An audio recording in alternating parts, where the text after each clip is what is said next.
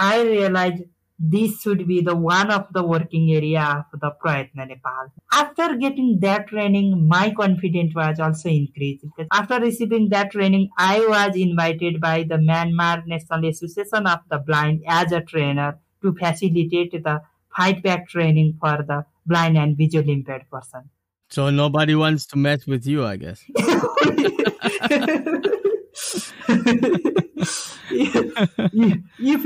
if misbehave with, if somebody wants to misbehave with me, he will gonna have a very bad time.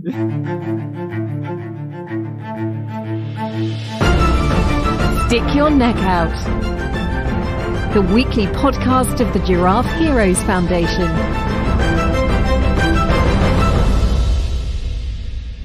Welcome to the podcast to restore your faith in humanity. A woman scrambles to get on a bus before it leaves. She barely makes it, stumbling around to grab onto something while the bus bounces along a busy Kathmandu road. She suddenly senses a helping hand guiding her towards a grab handle.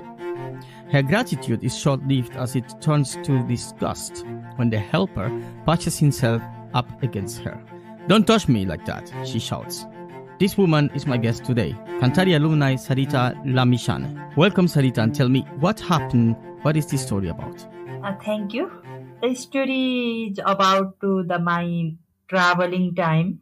It's around 2012 when I finished my exam from the university, and then I tried to catch bus to return in my hostel. And during that period, because of exam, the bus was so crowded, and finally I got one bus. Then I started to travel, and I didn't get the seat to sit, and then I have to stand in the bus. And then because during that period, the one man, he tried to misbehave me, other he did misbehave me.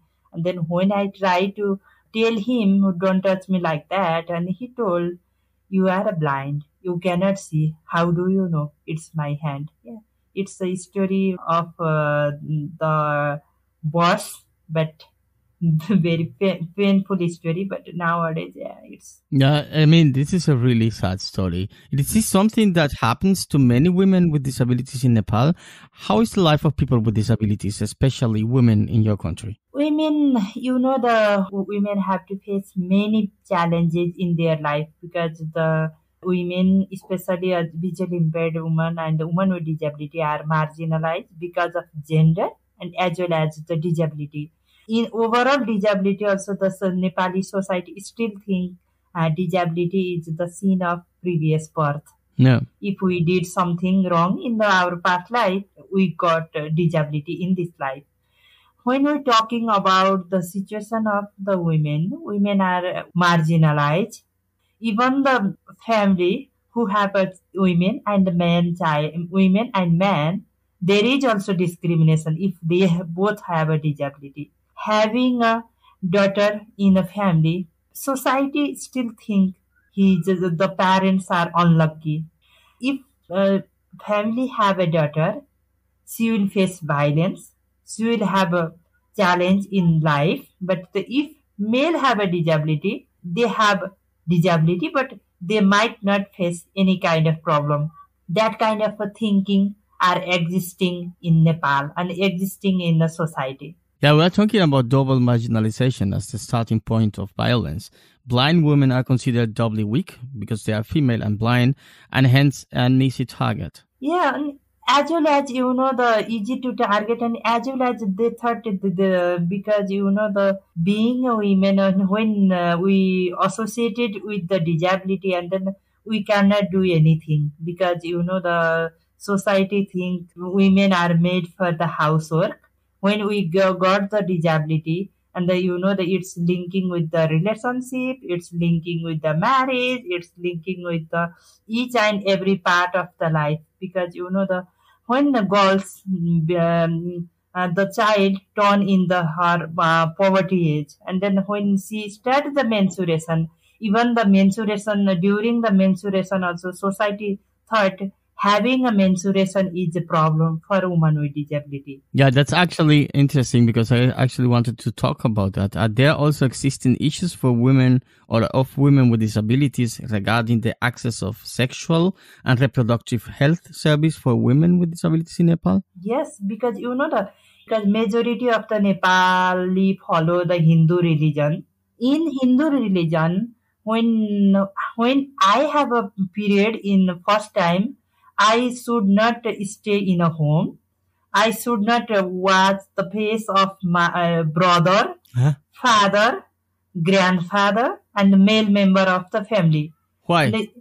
Because there will be like a scene or something wrong if I saw their face, or if they saw that girl who got a period first time, they will have a impact in their life.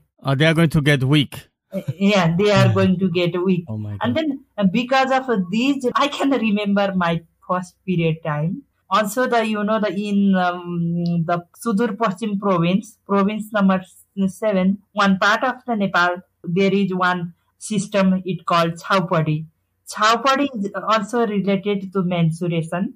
The for the Hindu religion, in the Hindu religion, first and second period they have to stay in the outside of the home. But in the Sudur Paschim province, the people have to stay, each and every menstruation they have to stay out of the home. They have, for 4 days they have to stay out of the home in a small cottage.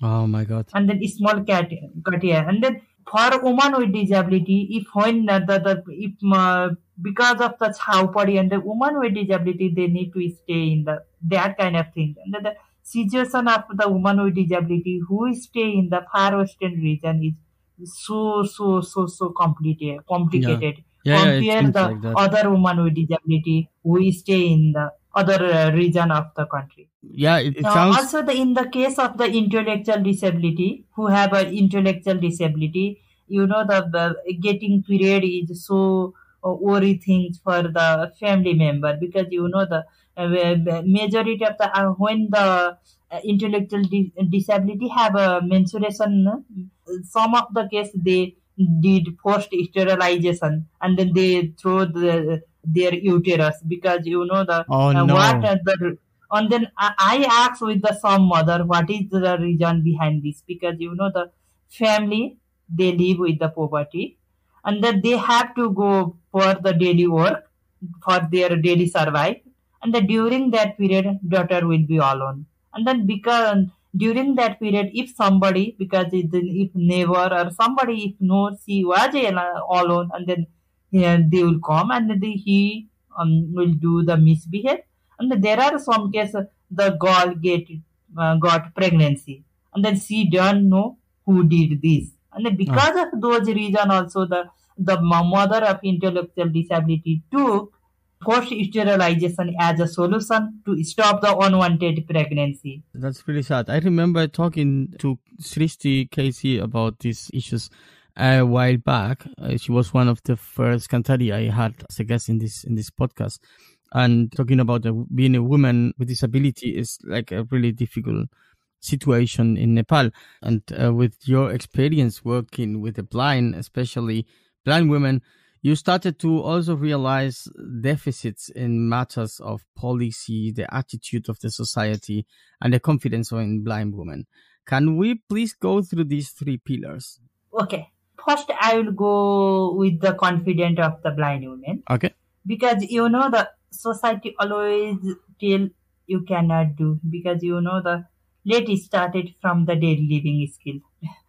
Because if I try to do some work, my family or my parents, because majority of the parents of the woman with disability, they are ready to say, please leave it like them, leave it, I will do. But if the same work they try to do by the other person who don't have a disability, who are sighted, who can see, they told, don't you have a you need to do again, or they force them to do that work again and again. And then they told, sometimes they scold them, they made a mistake when they did this work. because of that also it's have a bad impact, or it's have an impact on the confidence of the blind woman, confidence of the woman with disability.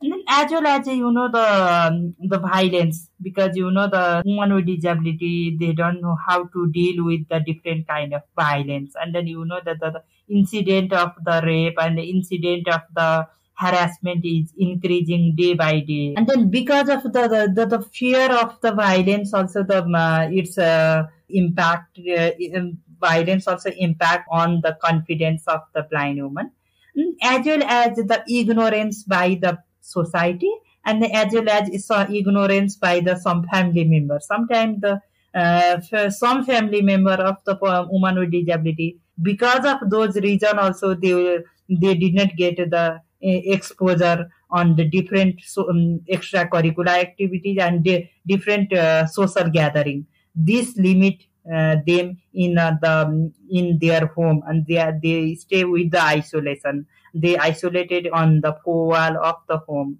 and those point or those incident impacted on the confidence of the woman with disability, as well as along with blind women. What about the policy then? Good thing of Nepal is Nepal government is always ready to ratify the different convention of international convention, but implementation part is lacking, because the Nepal has already ratified the United Nations Convention on the Rights of Persons with Disability on 2009 December, but as well as based on the UNCRPD, the Nepal government has also developed the Act on the Rights of Persons with Disability. There are also some progressive provision for the person with disability as well as woman with disability, but implementation part is lacking. They have for the policy part, we have a communication guideline, and then we have the code of conduct developed by the Press Council of the Nepal, where nicely written the dignified terminology should be used for the person with disability when journalists develop the article. But if we look the implementation part, there are there are so many articles where we can easily find some discriminative terminology and that kind of terminology in the article, as well as headline of the article. And then another thing is also the Nepal government has developed the inclusive education, but now after moving in the federal structure, that policy was cancelled, and then and then nowadays the Education Act is implemented, or the Education Act is lacking. Yeah, and it has also a lot to do with the society, because of course if the government try to put these policies, but they don't really follow them, and they don't really make a conscience on the people, on the society, it's not going to work anything. Yeah. So you went out to Kanthari, even though many people didn't want you to go. After this 7-month leadership course, you founded the project Prayatna Nepal, which empowers visually impaired girls and women to take charge of their own lives. Let us talk a little bit about your project, Prayatna. Prayatna Nepal is a non-government organization, and the organization basically focus on the empowerment of the blind and visually impaired women. And the organization basically work on the 6 area. First area, daily living skill.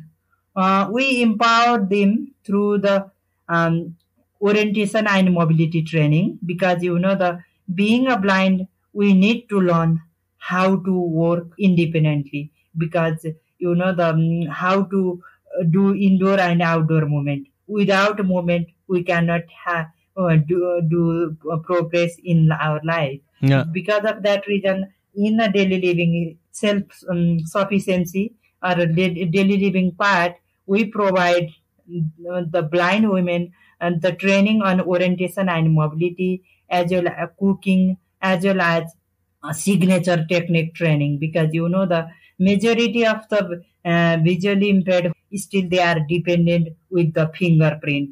Because of the dependency on the fingerprint, the majority of the visually impaired person facing difficulties to receive the banking service, because the visually impaired person from the Nepal, they are denying, they did not get the, even some they did not get the ATM service, so they did not get the mobile banking because of the fingerprint. But if visually impaired woman, they know the how to do their own signature, and they can sign in a bank and they can receive the ATM, and then the other modern service provided by the banking sector. Yeah, that's great. That's great. The signature technique training was developed based on the braille letter, because the blind person internalize the braille symbol. Yeah. And then we use that symbol to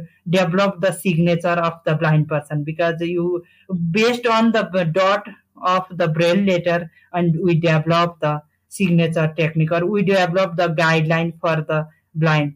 So far we develop only English alphabet, but we are trying to develop those technique on the Nepali as well as on the Nepali alphabet as well as. Oh, that's great. Then another part we provided for sustainability part, we provide the CV writing and interview facing technique. Having a master degree certificate is not sufficient for a job, because they need to know how to face job interview, how to deal with interview, how to write CV, how to develop their own resume, and then how to survive in an interview. Yeah, how to move in this interview, what you're going to say, how you're going to say it. It's a lot to take. Then because of that, and we provide the CV writing and interview facing technique. And for the illiterate, because that could be work for the only the literate who are illiterate, but there are visually impaired women who are illiterate or who did not get the opportunity on education or on a literacy. And then we provide them the liquid soap training and the funnel making training kind of this. And then also we provided the paper bag training in collaboration with another organization. Yeah, actually, that's not the only thing you are doing. You are also helping blind women to learn to cook, to get dressed alone. But you're also part of the Fightback Project, where blind girls are learning to fight against violence. Yes. Do you care to explain how does it work at all? And how do you come up with the idea to do something like that? Talking about the Fightback, here is also one story. I think that Change Fusion Nepal, one NGO working in Nepal, they organized the event called My Story event in March 2013. I went there. When I went there, there are hundreds of people, and then I decided I will share my story on the public vehicle. Then I share my story, which we discuss in our initial, in beginning of our interview. After that, the team of Change Fusion Nepal, and they thought we need to do something. And then we decided, and we started to source the organization who provide the fight back training or self-defense for the other people. And then they have just the technique, they just facilitate the training of the fight back, but they don't know the how to deal or how to provide the technique of to the blind woman. And then, I imagine that's also complicated. I mean, but you have to use your voice, kind of like vocal. Yeah. Voice and then touch and then the voice. Voice is more powerful. Then we have to all things need to feel by the touch and the voice and the sound.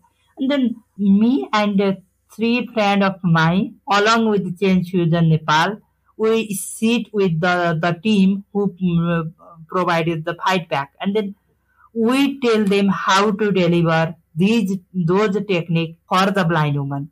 And then with the 1 month hard work, we are able to develop the package of fight back training for the visually impaired. That's great. And then I also received, because I know the technique how to deliver, but I don't know the technical term or a technical part of the fight back. And then I, with my 10 visually impaired fellow, we received the 10 days fight back training through the change fusion. And then I realized this should be the one of the working area of the Prayatna Nepal, because we need to empower the blind women. After getting that training, my confidence was also increased, because the before that training, I thought after the 6 p.m.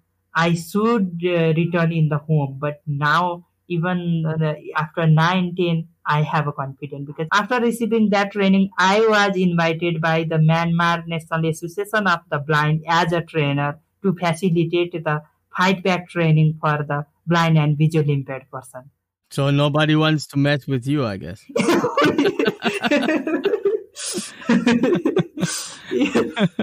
if misbehave with, if somebody wants to misbehave with me, he will gonna have a very bad time. That is sure.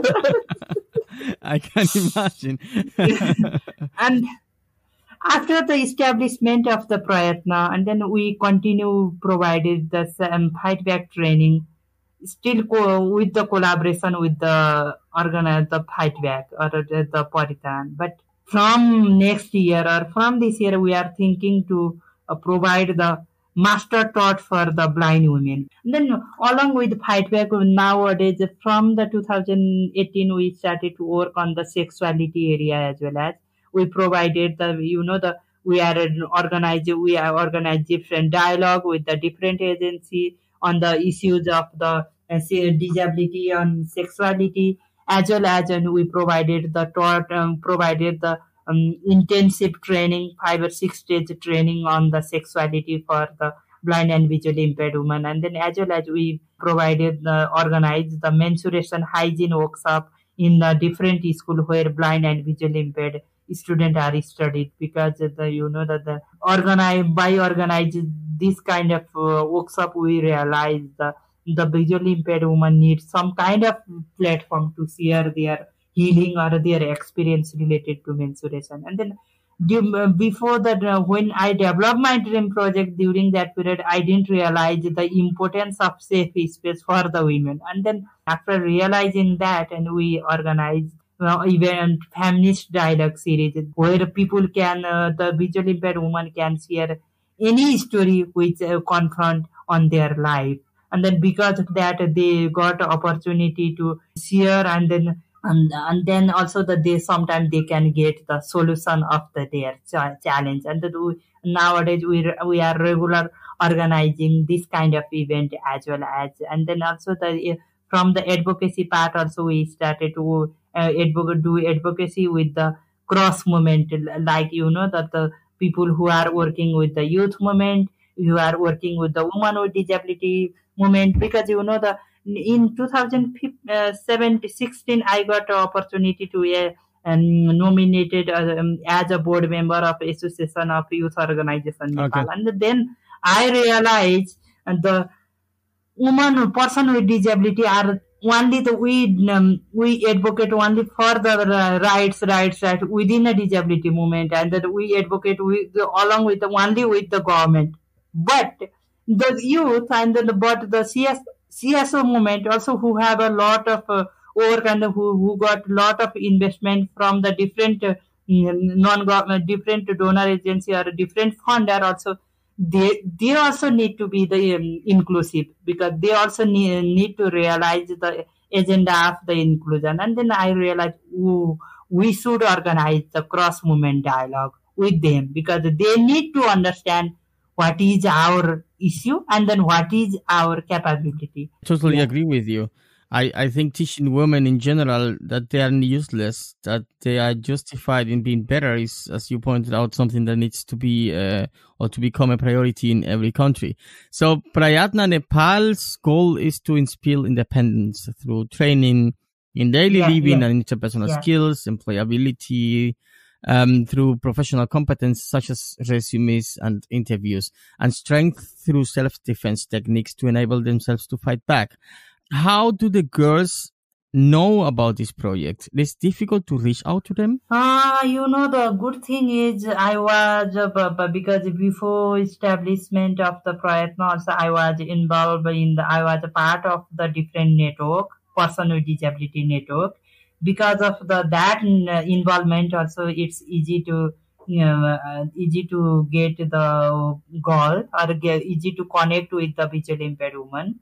As well as nowadays, because the people started to use the social media, Facebook, Twitter or Instagram like that, and from that also they got opportunity or they got information about our program and our event. Because of that also they can engage. As well as we have the board member from the different region, or we have a member from the different province of the Nepal, and they are also they are also one good source to connect with the visually impaired women who live in the grassroots sector. But still, we need to do a lot. But we started to take some initiation. Okay, I see. Another issue is that you are addressing is the objectification of disability. Could you tell us a bit more about this particular situation disabled persons suffer and how society should and could work on it? Yeah, because in the Prayatna, through the Prayatna also, we distributed we are distributing the education material for the blind and visually impaired student, because the receiving some school some visually impaired student who study in the grassroots school, they face difficulties to have access on the braille paper. Because of that also they face that they face problem challenge in the teaching learning activities. And then after knowing that, and then we started to distribute the braille paper and then education item like the geometry kit, talking calculator, slate stylus, and white cane kind of thing in the school. So far we have distributed the education material in the 10 school where blind and visually impaired students are studied, and then from that initiation 150 students got benefit. If you look at from this part of the ocean, it's amazing what you've achieved, and of course there is a long path to do, but you are on the good way. So I just want to ask you, what motivates you? What makes you keep going? The motivation of the well-wisher like you, that is also one part. Because sometimes Thank you. and then sometimes my fellow blind women also that is also my family most important part, because they always tell me we are with you, because that if I didn't get the support from the family, maybe I might I will not be able to do what I am doing today, because that is also. The another thing is the kanthari, because the kanthari, the 7-month course which I received, that changed the perspective and changed the skill, develop my skills in a life, because that changed my perspective towards life. And then as well as some fellow from some women right organization and disability right organization, they are also the source of the inspiration. And sometimes there are some people there are some, I might say, the sound, it is not a good sound, say the enemy, but I'm now I don't I'm not getting the proper word. The people some people who are always backbiting, or some people who are always like that. They are also they are also the good source for me to work on this, or they are also good source to continue my motivation, because sometimes because when I work, or sometimes I thought I did I have a feeling, so I know, and then when I check with some person, I am doing good, but there are some people, they are always ready to demotivated like that. And these kind of people also, they are the source of let's say source of energy or something like that. They also push me to do good thing or do to survive in this, because of that also I'm thinking, oh shit, I should go forward like that. Yeah. Yeah, and you should. So, Sarita, I'm pretty sure there are a couple of girls out there listening to this podcast, which maybe are visually impaired, which maybe are blind, which might also have experienced the same bad experience you experienced in this bus. Which will be your message to them? Yeah, first, please be vocal, because the touch and vocal is the main things of for the blind main source. Be vocal, and then increase your confidence, and then do share your problem with the people who you can trust, and then also the uh, do contact with the organization. Also, if you think I'm the good person or I can listen your story, I'm ready to listen your story, because I know that somebody listen my story. Because of that reason, I'm here today. Because if I listen the some story, maybe they can also get the some positive vibes. Also, they can also get the, if I'm not able to do anything, only thing I can listen, and then and they can get opportunity, they can get a safe space to articulate their hidden or sad story. Yeah. And then I can say the girl, if somebody told the you are blind, you cannot do, you are helpless like that, you can say, remember the small, remember the chili, because that is so small, but if you buy it, we can get lot of spice. A small chili can make huge difference. I can say like that. Thank you, Sarita. Thanks for this hour. I really enjoy it. Thank you so much. And then also I would like to thank all listeners who bear with me, and then who listen my, I don't know, boring or something. Oh, boring was not boring at all. Story. And thank you so much for providing this kind of opportunity to connect with the people around the world. Thank you. Thanks a lot. In Nepal, visually impaired women are often at the risk of sexual and physical violence, harassment, and assault in the different spheres of their surrounding. Sarita Lamichhane is fighting against this.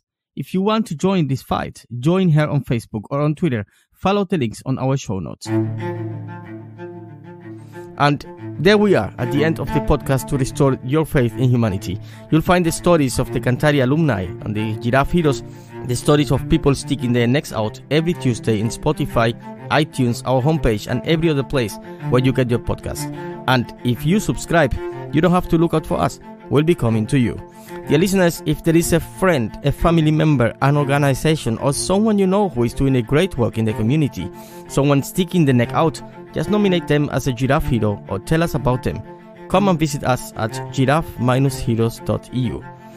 My name is Jean-Pierre Aguiar Durañona, and I hope you join us also on our social media. We are on Facebook, Instagram, Twitter, and YouTube. But more importantly, I hope you join us again next week.